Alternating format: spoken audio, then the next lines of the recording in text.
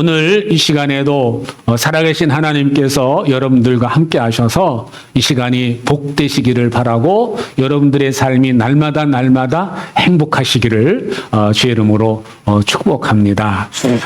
코로나 상황이 이제 계속되어져서 올해 이제 3년째, 횟수로 3년째 되어져 가는데 이렇게 이제 통계치를 보니까 코로나 걸린 분들도 많지만 코로나 때문에 돌아가시는 분들도 상당수가 돼요. 그래서 지금 통계에 나온 걸 보니까 2,000명이 넘었습니다. 우리나라도 이제 코로나로 인해서 원인이 이제 코로나로 인해서 2,000명이 넘는 분들이 그 병 때문에 그 전염병 때문에 돌아가셨어요.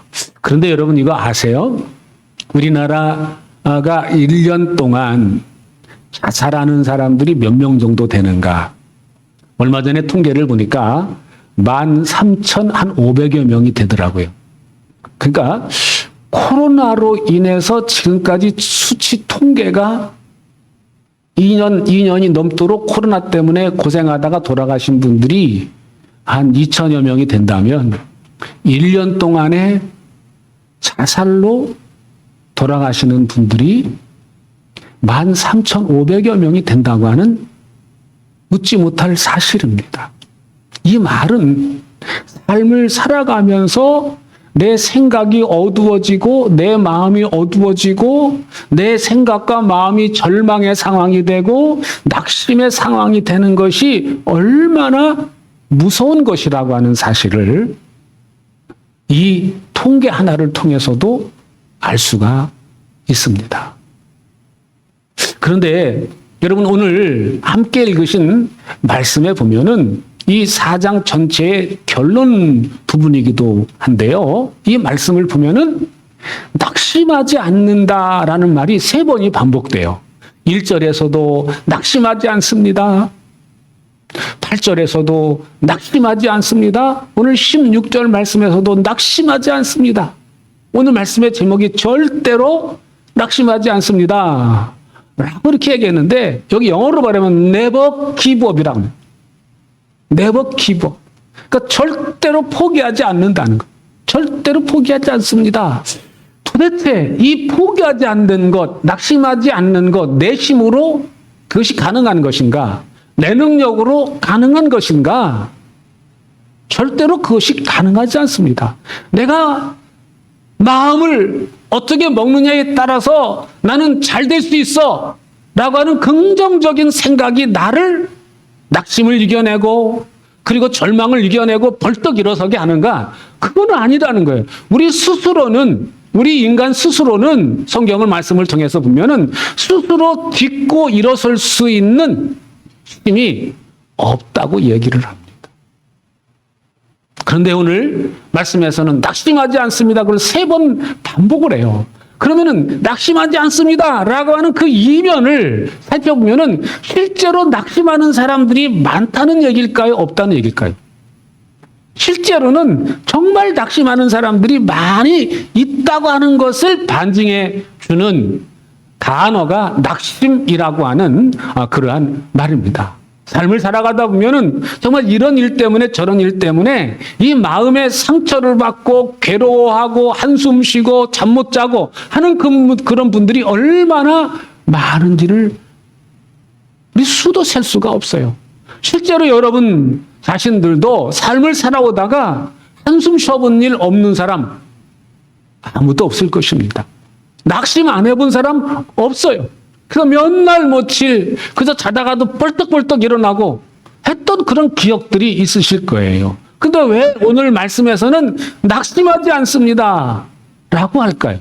또 오늘 말씀에서는 낙심하지 않는 이유 4장 전체에서는 3가지를 얘기해 줘요. 첫째로는 내가 하나님의 긍휼을 입은 사람이기 때문에 원래 나는 망할 존재지만 하나님이 나에게 긍휼을 베풀어 주셔서 지옥 갈 사람을 천국 갈 사람으로 바꿔주셨다.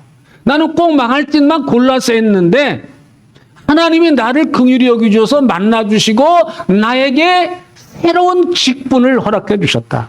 영혼을 구원하는 그 은혜를 허락해 주셔서 나는 이런 상황 속에서 나 같은 죄인도 구원해 주신 그 하나님을 생각하면은 내가 이 세상에 일어나는 이런 일 때문에 저런 일 때문에 나는 낙심하지 않는다 라고 그 1절에서 말씀해 주고 있는데 어떤 일이 있어도 낙심하지 않는다. 사방으로 우겨싸움을 당한다 할지라도 난 절대로 낙심하지 않는다. 뭐 때문에요? 긍휼 때문에. 하나님의 사랑 때문에, 하나님의 은혜 때문에 난 절대로 난 낙심할 이유가 없다라고 이렇게 말씀을 해 주시고 있어요. 그런데 오늘 함께 읽으신 이 16절, 17절, 이 18절 이 말씀을 통해서 보면은 낙심하지 않습니다 라고 하면서 세 가지를 얘기해요. 세 가지. 그 첫 번째 이야기가 오늘 그 16절 말씀인데요. 16절을 좀 한번 넘겨주세요. 낙심하지 않습니다 라고 말하고 우리의 겉사람은 낡아지지만 우리 속사람은 나날이 새로워갑니다. 이렇게 말씀을 해요. 우리 겉사람은 낙심할 상황이 될 수밖에 없지만 그 얘기예요. 우리 겉사람은 겉으로 볼 때는 다 망가지죠. 망가집니다. 우리의 몸을 놓고 보면은 어렸을 때 자라면서 막 성장해 나가는데 어느 정도 성장하고 성장기가 딱 정점에 이르게 되면 그때부터는 조금씩 내 몸이 망가져 가는 거예요. 망가져 갑니다. 그래서 이제 우리나라는 옛날에는 이제 몸이 이제 그 사는 환경들이 안 좋았기 때문에 몸이 빨리 망가져서 환갑을 넘기는 분들이 별로 없었습니다. 그래서 환갑잔치를 여유가 있게 사는 사람들은 크게 합니다만 요즘에는 환갑잔치 하는 분들 없어요. 그냥 그래 환갑이라니까 뭐 전례대로 지켜왔던 그것이 진짜 그 사람에게는 그 의미가 있다 보니까 그때 조용히 가족들끼리 뭐 식사를 한다든지 아니면 또 뭐 그 자녀들이 뭐 이렇게 여행을 보내준다든지 뭐 그렇게 해서 환갑을 그냥 지내지 뭐 사람들 동네 사람 초청하고 뭐하고 내가 환갑잔치인데 내가 뭐 이렇게 봉투 냈으니까 나 받아야 된다 그래가지고 환갑잔치 하는 사람 요즘에는 점점 없어지는 것 같아요. 왜? 지금 이제 옛날로 말하면 환갑하려면 한 지금 요즘 상황을 놓고 보면 한 9순 정도가 돼야 그때 환갑잔치 하면은 맞을 것 같아요. 옛날에 비교하면 우리 기대 수명이 100세니까 그렇게 돼요. 옛날에는 기대 수명이 60이었어요. 그러니까 60 전에 돌아가시는 분들이 얼마나 많은지 몰라요.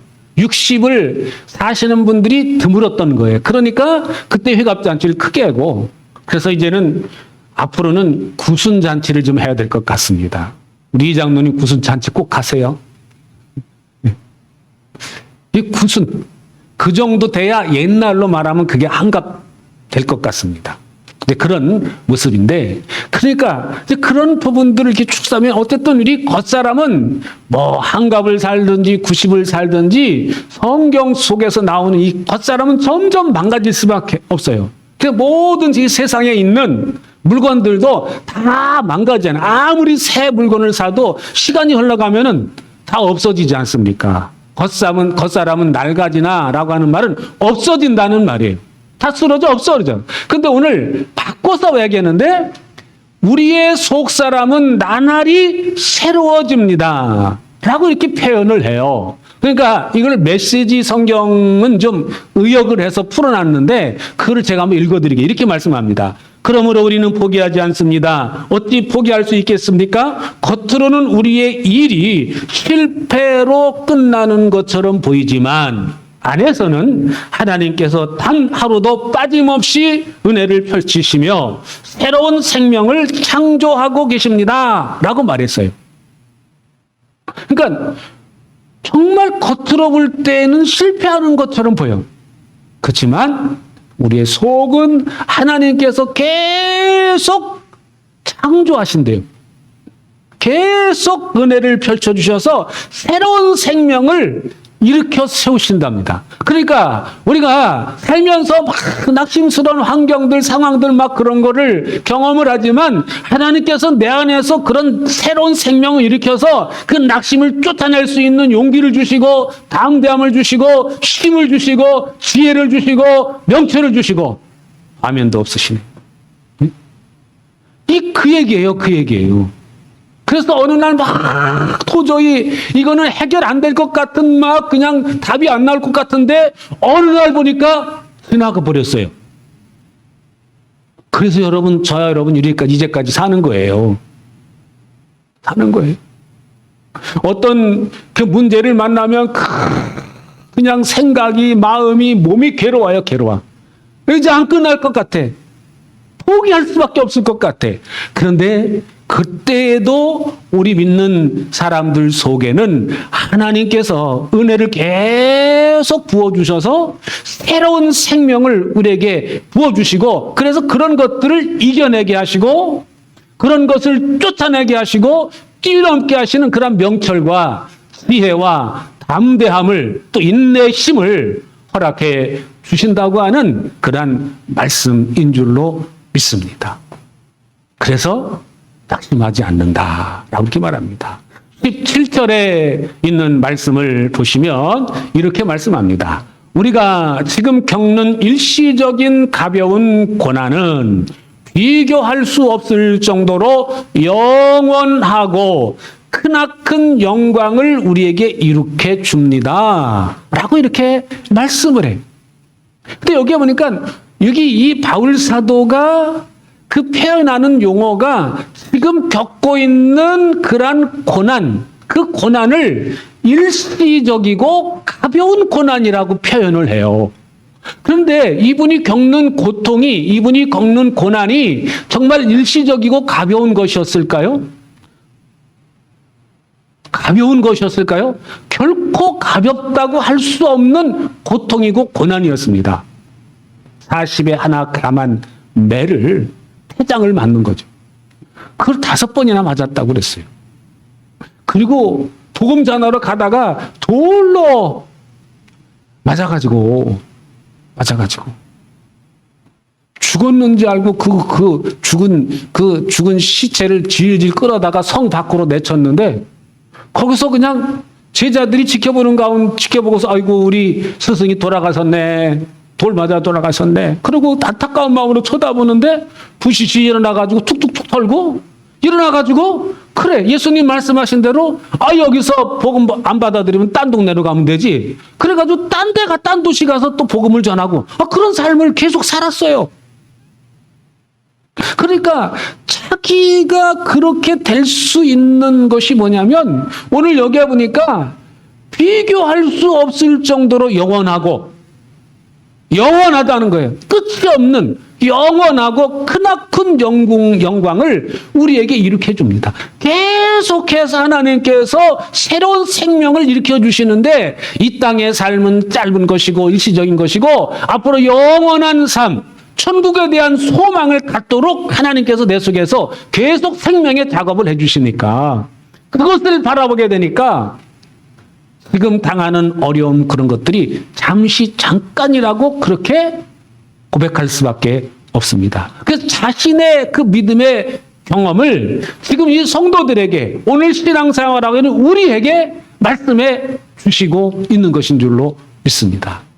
여러분, 복음 때문에 목숨을 걸어야 되는, 예수님을 증거하는 것 때문에 목숨을 걸어야 되는 분들이 지금도 여전히 있습니다.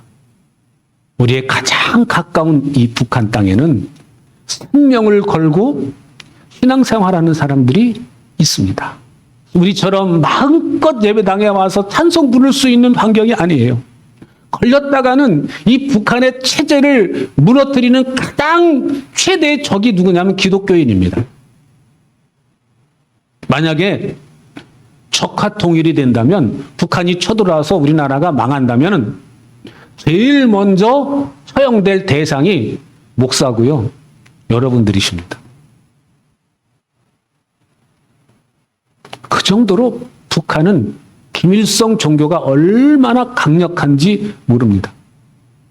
그래서 북한에는요, 그 김일성 그 동상이 평양에만 세워져 있는 게 아니라 전국 곳곳에 45,000개가 세워져 있다고 그럽니다.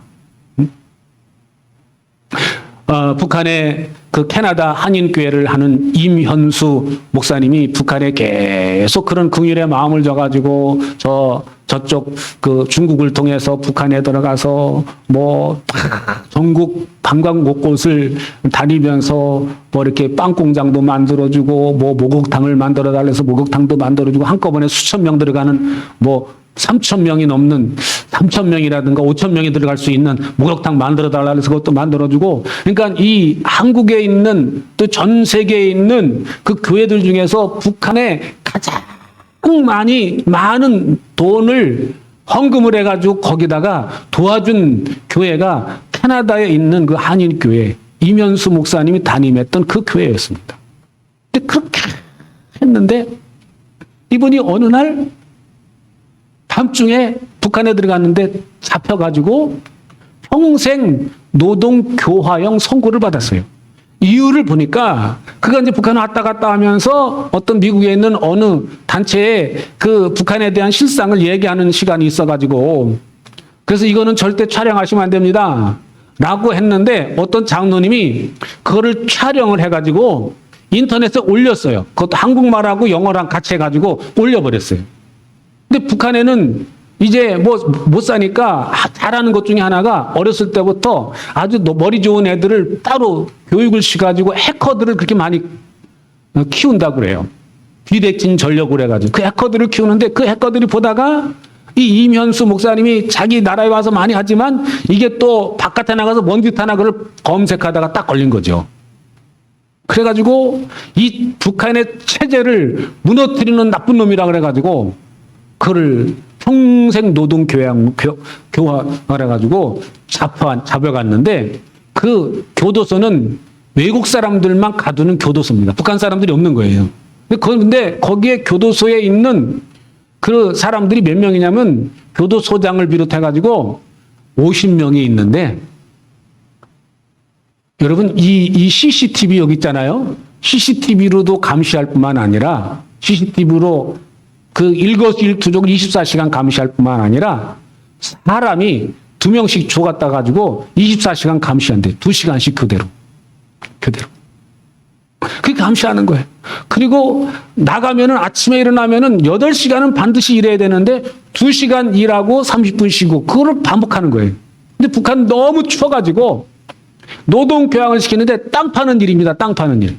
얼음이 깡깡 얼어가지고 땅인데 아무리 때려도 이게 안 빠지는 거예요. 안 빠지는 거예요. 그 일을 하는데 손이 다 손바닥이 피가 나고 추우니까 이 손에 동상이 걸리고 또 이 발에 동상이 걸리고 그래도 안 봐주고 계속 일을 시키니까 이 양손에 인대까지 나가니까 꼼짝도 못하게 되니까 이제 병원에 가게 돼서 2달 동안 쉬는 동안에 그렇게 회복이 좀 많이 됐다고 그럽니다. 그 이후로도 900일이 넘는 동안 거기서 갇혔는데 처음에는 얼마나 억울하고 절망스럽고 낙심스럽고 막 그러지 몰랐는데 하나님 앞에 그 땅을 파면서 엎드려가지고 하나님 증거를 보여달라고 기도하는 가운데 하나님이 그에게 정말 은혜를 베풀어 주시고 편안한 마음을 주셔서 그때부터 마음의 요동함이 없이 이제 그 시간을 버텼다고 그럽니다. 근데 그 깨달은 것 중에 하나가 뭐냐면 여러 가지를 깨달았는데 자기가 이제 이 북한에 마지막으로 오기 전에 한 3년 전부터 어떤 마음을 가졌냐면 처음에 개척했을 때 하나님을 사랑하고 사모하고 하는 그런 마음이 없어지고 어느 날 정말 연극을 잘하는 종교인이 됐다는 것을 깨달았대요. 그러니까 그 목회를 그렇게 평생 하셨으니까 이 말씀을 전하는 게 마치 그 연기자처럼 여러분 텔레비전에 드라마 보면 진짜 같잖아요. 그잖아요. 그런 것처럼 하지만 내 속은 주님을 정말 사모하고 사랑하는 마음이 점점 희박해진다는 것을 깨닫고 그분이 내가 이제 수도원에서 한 6개월만 가서 하나님 앞에 기도하고 하는 시간을 좀 가져야 되겠다. 그렇게 가져야 되겠다 그러고 이 일 때문에 저 환경 때문에 미루다가 3년이 지난 어느 날 이 북한에 갔다가 잡힌 거예요. 그래서 어느 날 하나님을 그러십니까? 나한테 기도하는 가운데 그거를 깨닫게 해주시더래. 그 깨닫고 하나님이 나를 수도원으로 보내주셨구나.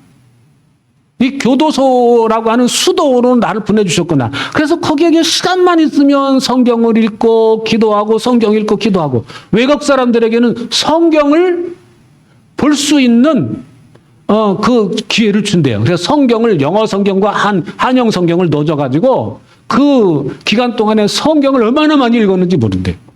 그리고 영어 성경으로 뭐 몇 번 읽고 한글 성경을 여러 번 읽고 막 그랬다고 하는 그런 간증을 하시더라고요. 도저히 나올 수가 없는데 근데 그 사건을 통해서 이 사람을 계속 그 일을 하면 옆에서 두 사람이 지켜보면서 저주를 많이 퍼붓는데요.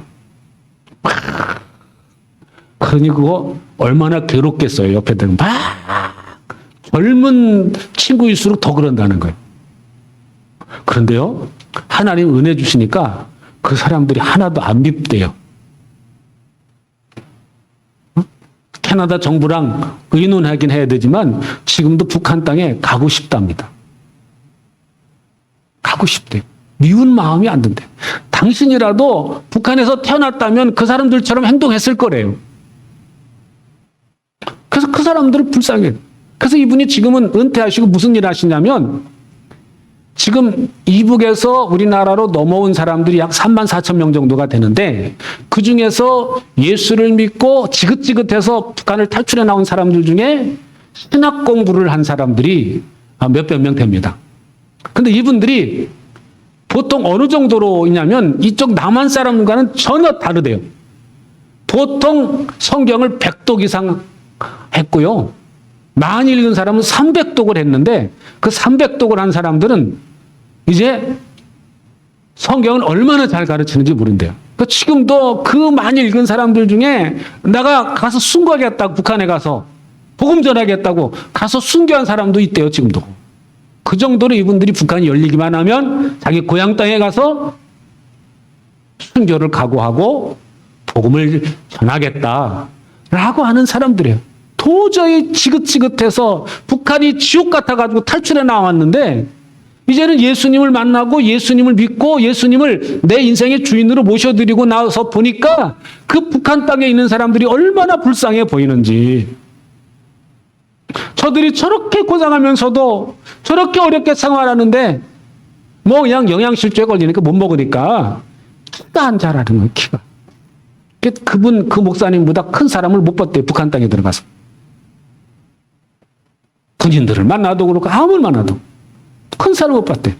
한국에 와서 그 군인들 있는 데 가서 한번 설교하신 적이 있는데 보니까 이 한국에 오니까 자기보다 적은 사람이 없대요. 또 보니까. 그 정도로 이 북한이 어렵고 힘들게 살아요. 그래서 정말 그 북한에 대한 관심 갖고 기도해야 되고 우선은 우리 믿는 사람들이 지금 남한 땅에 있는 북한 사람들한테 관심을 그런 사람 관심을 갖고 그분들을 위해서 기도하고 또 그분들을 돕는 일을 해야 됩니다라고 하는 이야기를 하는 걸 제가 들었습니다만요. 이게 이런 부분들 그러니까 그 상황에서 억울하고 그 분노가 차고 그렇다면 자기는 그 젊은 친구 있잖아요. 원비어라고 북한에 왔다가 그냥 식물인간 돼가지고 미국 땅에 가서 결국은 죽었잖아요. 그래서 그 원비어 부모들이 북한을 상대로 뭐 소송을 제기하고 막 그런 일이 있었습니다만 자기도 아마 그런 마음을 계속 붙잡고 있었으면 아마 원비어처럼 되지 않았을까 그런 생각이에요. 그런데 하나님 앞에 기도했더니 하나님 은혜를 주셔서 다르게 볼 수 있는 그 안에서 계속 새 생명을 창조하시는 새 생명을 자꾸 부어주시니까 그 지옥 같은 환경 속에 살면서도 마음이 편안하게 그리고 오히려 그 사람들을 불쌍히 여기는 마음. 그래서 그 증거를 보여드려요. 그 교도소장의 마음을 움직여가지고 나중에는 그 사람이 뭐 먹을 것도 뭐 콩도 뭐 볶은 콩도 갖다 주고 뭐 갖다 주고 그래서 그렇게 잘 지낼 수가 있었다라고 하는 그런 얘기를 들었습니다. 여러분, 왜 그 목사님이 견딜 수 있었을까? 오늘 여기 있는 말씀해 보니까 뭐라 그래요? 그것은 일시적인 가벼운 고난이다. 여러분, 그래서 우리가 우리의 환경 속에서, 삶 속에서 다가오는 여러 가지 많은 나를 힘들게 하고 어렵게 하는 그러한 일들을 바라볼 때 그것에만 집중하면 정말 끝날 것 같지 않은 괴로움 속에 내가 살 수밖에 없습니다. 그렇지만 하나님이 알고 계시다. 주님이 내게 이 상황을 뛰어넘을 수 있는 지혜를 주실 것이다. 주님, 내게 명철을 주시고 지혜를 주셔서 이 환경을 뛰어넘게 하세요. 이 장애물을 뛰어넘을 수 있는 은혜를 내게 베풀어 주십시오. 라고 기도하시는, 주님을 바라보시는 저와 여러분 되시기를 주의 이름으로 축복합니다. 그래서 그렇게 기도할 때 주님은 우리에게 새로운 영의 눈을 열어주셔서 크나큰 영광을 볼 수 있는 힘을 우리에게 허락해 주실 줄로 믿습니다. 18절 말씀 같이 보실까요? 같이 보십니다. 우리는 보이는 것을 바라보는 것이 아니라 보이지 않는 것을 바라봅니다. 보이는 것은 잠깐이지만 보이지 않는 것은 영원하기 때문입니다. 여러분, 저를 한번 보십시오. 여러분, 생활하면서 보이는 것이 먼저일까요? 보이지 않는 것이 먼저일까요? 우리는요, 어떻게 보면 보이는 것이 먼저다라고 생각할 수 있지만 우리의 삶 속에서 이루어지는 모든 것들은 보이지 않는 것에서 시작합니다. 예를 들면 여러분 서울을 간다고 하면은 마음속에서, 생각 속에서 내가 서울 가야지. 서울 가려면 어떻게 가야 될까? 마을에서 내가 차가 서울 가면 복잡하니까 차를 끌고 가지 않고 이 마을 버스 056을 타가지고 대화역 가가지고 전철을 타고 갈까? 아니면 버스 타고 갈까? 그러고 다 생각하고 아니야. 이제 056 타고 가서 오늘은 버스 타고 가야지. 그리고 이미 마음에서 결정을 하면은 그 다음에 행동에 옮기시죠. 보이는 행동을 합니다. 맞습니까? 우리는 보이는 것이 먼저라고 생각하지만 그러나 우리는 늘 살다가 보면 항상 보이지 않는 것에서부터 보이는 것이 되어진다 라는 것을 우리는 기억해야 됩니다. 근데 우리는 그렇게 실제로 내가 습관적으로 먼저 보이지 않는 내 안에서 막 갈등하고 고민하고 그러다가 결정을 딱 내리면 보이는 행동을 함에도 불구하고 하나님 어디 있어? 보여줘봐. 하나님 있으면 보여줘봐. 그렇게 얘기를 합니다. 사람들이. 예수 믿으세요. 예수 믿으면 좋습니다. 하나님 어디 계셔? 보이지도 않은 하나님 어떻게 믿어? 보인다면 그분은 더 이상 하나님이 아니세요. 그 크신 하나님이 어떻게 보여요? 성경 속에서도 하나님을 만난 사람들의 이야기가 나옵니다. 그 엘리야를 보면은 그가 하나님의 소리를 듣고 하나님의 음성을 듣고 그리고 하나님의 음성의 명령에 따라서 아합에게 나타나서 하나님의 메시지를 선포하고 그랬습니다만 그 열왕기상 18장에 그 바알과 아세라 선지자들과 850명과 한 사람이 갈멜산에서 대결하고 난 다음에 이제는 됐겠지. 이제는 이스라엘이 다 하나님께로 돌아오겠지라고 안심하고 편안하고 있을 때 이세벨이 사람을 해고 너 내 종들을 다 죽여서 너도 내일 이맘때 내 종들과 같이 죽지 않으면 내가 이 성을 갈겠다. 이런 식의 겁박을 합니다. 그랬을 때 이 경계심을 깨어있지 않는 그런 상태였을 때 그 말을 들으니까 그 말이 비수와 같이 꽂혀가지고 두려움이 확 임합니다. 그래서 그 이세벨의 칼을 피해서 이스라엘을 떠나가지고 유다 땅으로 가서 부엘세바라고 하는 곳에 거기에 어느 곳에 있다가 그 같이 갔던 그 게하시를 거기 있으라고 자기는 또 따로 갑니다. 그리고 거기서 낙심이 돼가지고 고백합니다. 주여 조카오니 내 생명을 취하소서. 내가 이세벨의 손에 붙잡혀 죽는 것보다 하나님이 내 생명 데려가는 게 더 좋습니다. 이 얘기를 해요. 이 얘기를 해요. 그럴 때 하나님이 아무 소리 안 하고 천사를 보내셔가지고 떡과 물을 갖다 줍니다. 먹을 것을 갖다 줘요. 그 공급하고 또 지쳐가지고 또 잤는데 또 갖다 줘요. 먹으라 그럽니다. 그리고 난 다음에 40주야를 거쳐서 그 신의 산에 가가지고 거기서 하나님을 만나는데 하나님이 안 보이세요. 옷자락만 스친 것을 보여주시고. 이제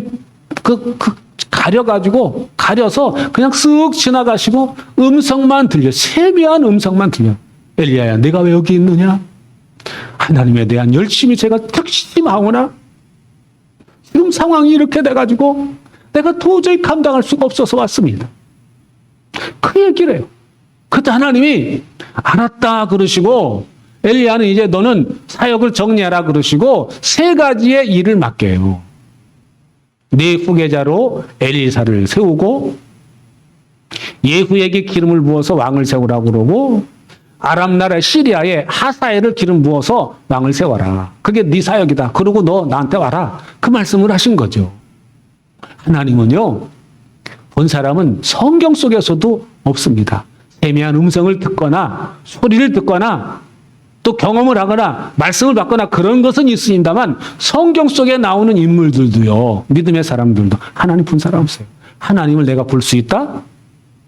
그것은 그런 하나님은 이 땅에 존재하지를 않습니다.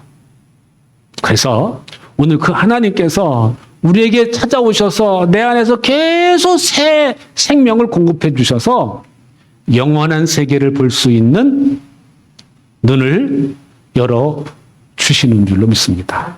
그래서 우리의 육신에 눈이 있어서 이렇게 보지만 우리 눈으로 안 보이는 것이 너무 많잖아요.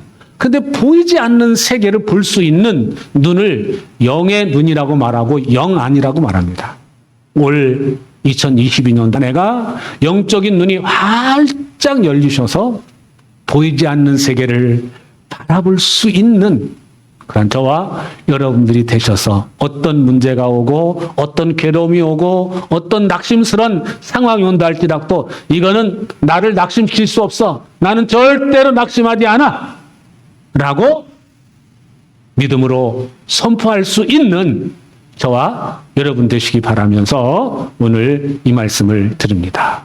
이제는 길이요 진리요 생명이 되시는 우리 주 예수 그리스도의 은혜와 하늘아버지의 극진하신 사랑과 성령님의 교통하심의 역사가 오늘 주 앞에 나와 예배하며 말씀을 듣고 돌아가는 주의 사랑하는 성도들 머리 위에 이제로부터 영원토록 함께 하시기를 축원하옵나이다. 아멘.